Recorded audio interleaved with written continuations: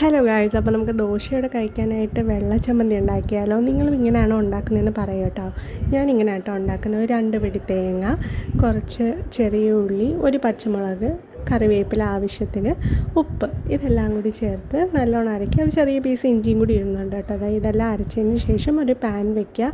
അതിലേക്ക് ആവശ്യത്തിന് എണ്ണ ഞാനിവിടെ ഒരു അര ടു 3/4 ടേബിൾ സ്പൂൺ എണ്ണ വെച്ചിട്ടുണ്ട്.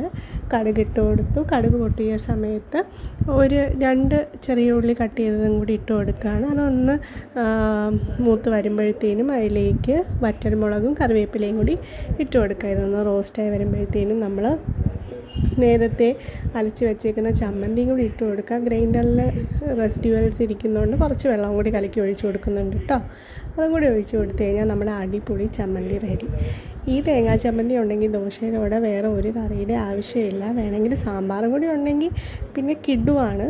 സോ എല്ലാവരും ഡു ട്രൈ ഇറ്റ്. ഞാനിത് കുറച്ച് വാട്ടറി കൺസിസ്റ്റൻസിയിലാട്ടോ അരച്ചെടുത്തത്. ചിലർക്കിത് കുറച്ചുകൂടി കട്ടിയായിട്ട് കഴിക്കാനാണ് താല്പര്യം. അങ്ങനെയുള്ളവർ വെള്ളം കുറച്ച് ഒഴിക്കാം കേട്ടോ. സോ എല്ലാവരും do try it. Bye bye. അല്ലെങ്കിൽ ചാനൽ ഇഷ്ടം